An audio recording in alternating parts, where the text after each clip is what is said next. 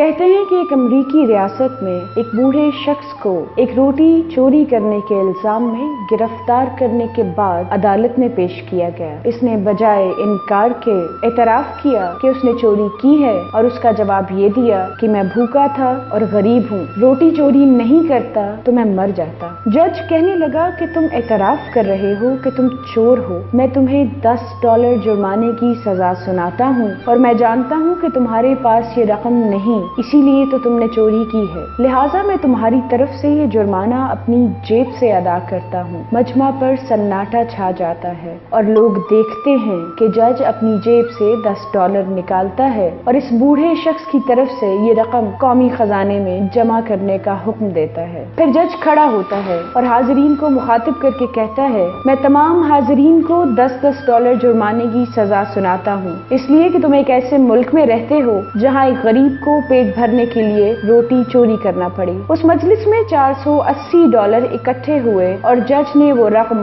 بوڑھے مجرم کو دے دی۔ یہ قصہ حقیقت پر مبنی ہے۔ ترقی یافتہ ممالک میں غریب لوگوں کی مملکت کی طرف سے کفالت اسی واقعے کی مرہون منت ہے۔ سیدنا عمر رضی اللہ تعالی عنہ 14 سال پہلے ہی یہ کام کر گئے تھے کہ پیدا ہوتے ہی بچے کا وظیفہ جاری کرنے کا حکم دے دیا۔ کبھی کبھی ہم یہ سوچتے ہیں کہ $10 ہمارے لیے کتنے اہم ہیں، لیکن ہم یہ نہیں سوچتے کہ ہمارے $10 ہمارے لیے اتنی اہمیت نہیں رکھتے جتنے کہ اس لاچار کے لیے رکھتے ہیں جو جانے کب سے بھوکا ہے۔ تبدیلی کے لیے ہمیں خود کو بدلنا ہے۔ آئیے مل کر ہم سب بھی اپنی سوچ بدلیں، اپنے لیے اور اپنی اس پاک دھرتی کے لیے۔ آئیں ہم بھی اپنے ملک کے لوگوں کا سوچیں۔ کسی کی خوشی کا معجب بننا سب سے بڑی خوشی ہے۔